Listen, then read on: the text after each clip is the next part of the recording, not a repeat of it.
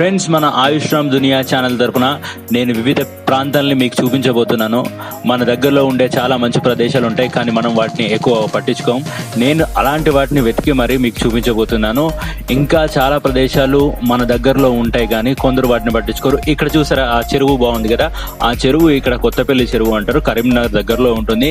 ఈ చెరువులో బతుకమ్మలు, గణేష్ నిమజ్జనం ఎక్కువ జరుగుతూ ఉంటుంది. ఆ సమయంలో మీరు చూస్తుంటే ఈ చెరువును మొత్తం డెకరేట్ చేస్తారు, సూపర్ గా కనిపిస్తుంది మనకు. ఇంతకుముందు చాలా వర్షం పడుద్దేమో అని భయంతో ఉండేది, కానీ ఇటు సైడ్ వచ్చిన తర్వాత ఈ కొత్తపల్లి దాటిన తర్వాత మళ్ళీ వర్షం ఏం లేదు. వెదర్ చాలా సూపర్ గా ఉంది, అనుకూలంగా ఉంది. హాయ్, హలో, నమస్తే, వరకం, జై శ్రీ ఆకార్, ఆదాబ్. నేను మీ ఆయుష్ రామ్. సో ఈరోజు మనం ఒక ఊరికి పోతున్నాం. అంటే తెలంగాణలో ఎక్కువ హోలీ వచ్చినప్పుడు, హోలీ రోజు కొన్ని ఊర్లలో జాతరలు జరుగుతాయి, అట్లా మస్తూర్లలో జరుగుతాయి. సో ఇప్పుడు మాత్రం నాకు ఒక ఫ్రెండ్ ఇన్విటేషన్ ఇచ్చిండు వాళ్ళ ఊరికి రమ్మని. ఇప్పుడు ప్రస్తుతానికైతే మనం ఇక్కడ నుంచి స్టార్ట్ అవుతున్నాం. కొంచెం వర్షం పడే సూచనలు ఉన్నాయి చాలా వరకు, అందుకోసమే ఒకటి గొడుగు కూడా పెట్టిన. ఈ చెట్టు కింద పట్టుకొని పోతే మంచిగా ఉంటుంది అన్నమాట. అందుకోసం ఇప్పుడు లేట్ చేస్తే వర్షం ఎక్కువ అయ్యేటట్టుంది. మనం ఫస్ట్ స్టార్ట్ అవుతాం. చలో.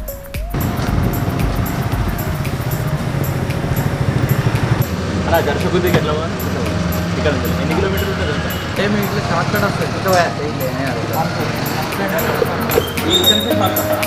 బైపాస్ ఉంటుంది.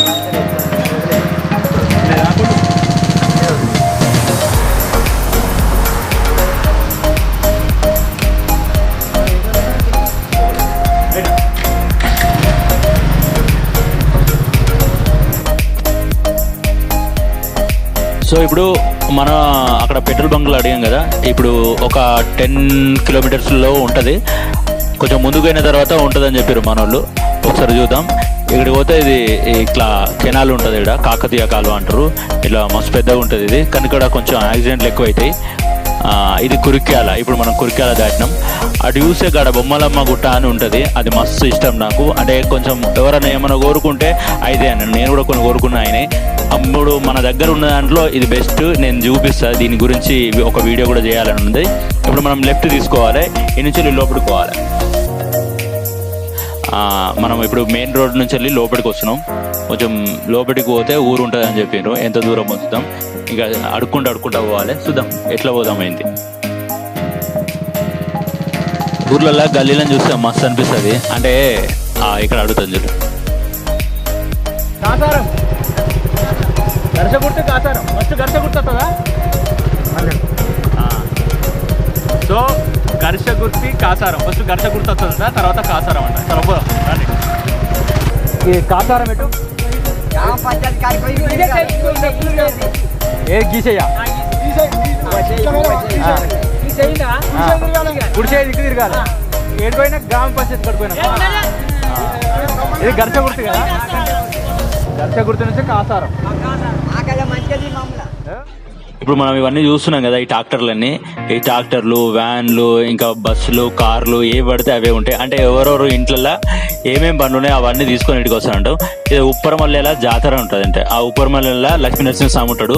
ఆ లక్ష్మీ నరసింహస్వామి దగ్గరికి పోయి వీళ్ళంతా ఆ లక్ష్మీ నరసింహస్వామి చుట్టూ ఓ రౌండ్ వేసుకొని వస్తారన్నమాట. అంటే ప్రదక్షిణ చేస్తారు. ప్రదక్షిణ చేసుకొని మళ్ళీ ఇంకో దేవాలయం ఉంటుంది, దాని దగ్గరికి పోతారు అనమాట. ఇప్పుడు మాత్రం మనం ఉప్పరమల్లెల పోతున్నాం. అక్కడ లక్ష్మీ నరసింహస్వామిని మనం దర్శించుకుంటాం అన్నమాట. మట్టి రోడ్ వేసిర్రు, ఘోరం. అయినా కానీ ఇళ్ళకి వెళ్ళి పోవాలి మనం. ఇళ్ళకి వెళ్ళి పోతేనే ఊరు ఉంటుంది. ఈ ఊరికి తొందర సిమెంట్ రోడ్ అన్నా లేకపోతే డాంబర్ రోడ్ అని రావాలని కోరుకుంటున్నా.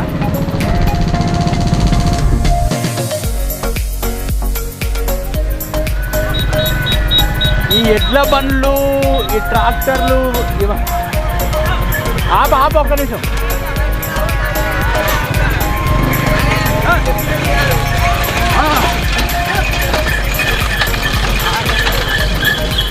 వామ్మో,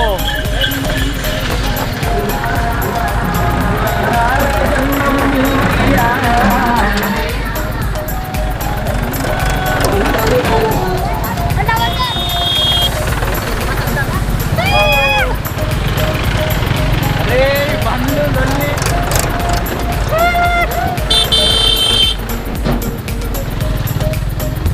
సూపర్ అమ్మా.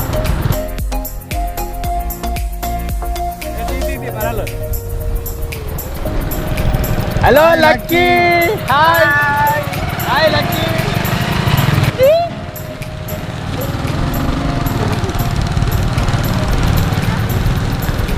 లక్కీ తొందరవా, ఈ ఇల్లు చూపివా నాకు? రైటా? ఇక్కడ అగో. నమస్తే బాబు. బాబు నమస్తే. నమస్తే.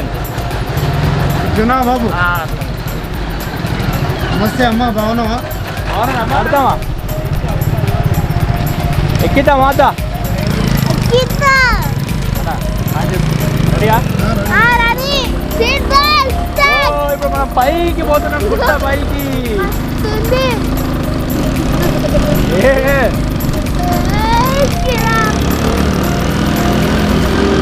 Wow, super. Drink drink.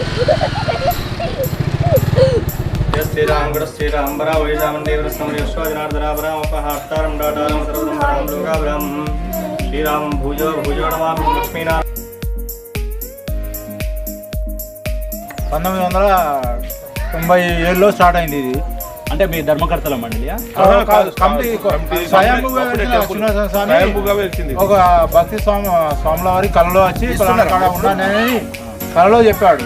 ఆ కళలో ఆయన వచ్చి చూసిన తర్వాత 97లో అది కళలో వచ్చి ఇక్కడ చూసిన తర్వాత అందరూ అప్పటి నుండి దీన్ని ముహూర్తం చేసి 97లో స్టార్ట్ చేశాము. దీనికి ఒక కమిటీ 45 మంది సభ్యులు ఉన్నారు విలేజ్లో.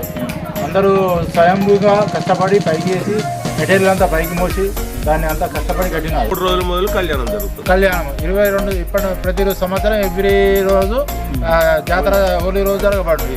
స్వచ్ఛందంగా 40 మంది కార్యకర్తలు 45 మంది కార్యకర్తలు స్వచ్ఛందంగా సేవ చేస్తుంటారు. ఒక వారం రోజులైతే కంప్లీట్గా ఇంట్లో పని విడిచి పెట్టుకొని వచ్చి ఇక్కడ ఈ గుడికి సంబంధించిన కార్యక్రమాలన్నీ చేస్తుంటారు.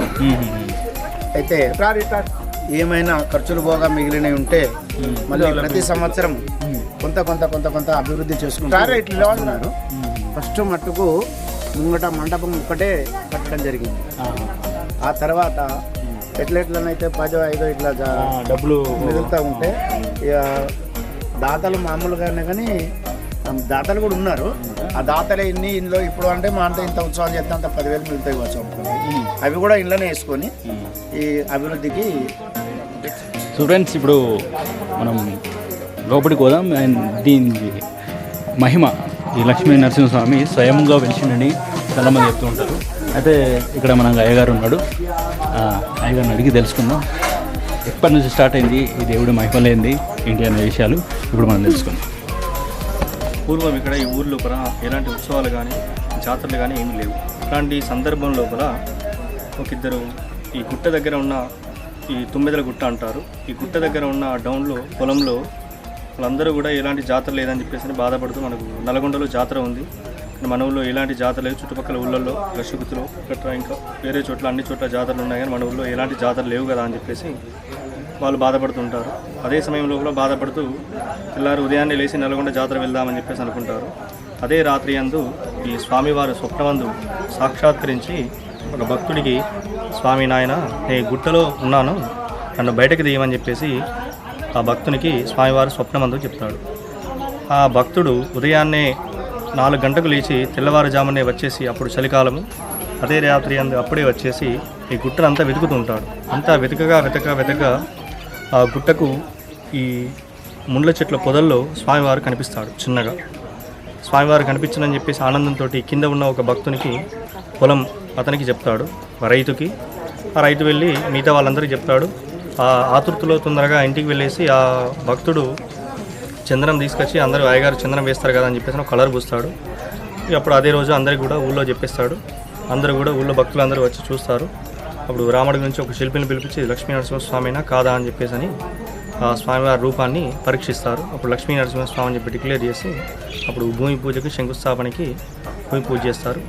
ఆ విధంగా 20 సంవత్సరాల క్రితం ఈ స్వామివారు బయటకు వచ్చారు. అంతకు పూర్వం ఇక్కడ స్వామివారు ఎప్పుడు వెలిసారో మనకు తెలియదు. ఎందుకంటే లక్ష్మీ నరసింహస్వామి అనే స్వామి ఇప్పటి స్వామి కాదు.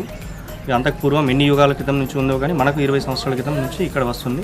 20 సంవత్సరాల నుంచి దినదిన అభివృద్ధిగా చిన్నగా గుడి మండపం ఏర్పాటు చేశారు, చిన్నగా గుడి కట్టారు. దాని తదనంతరం దినదాన అభివృద్ధిగా భక్తులు రావడం వగైరా అన్నీ కూడా పెరుగుతున్నాయి.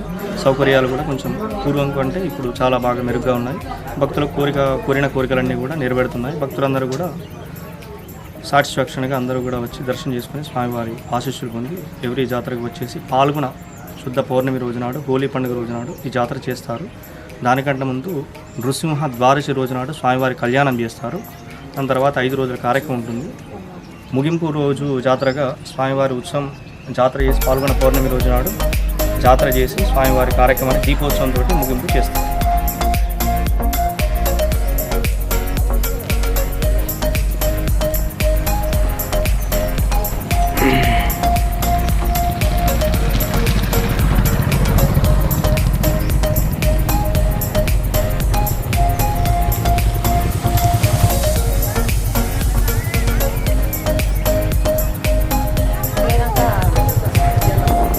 అయితే ఇప్పుడు ఇంకొక దేవుడు ఉన్నాడు, ఆ దేవుని కూడా దర్శించి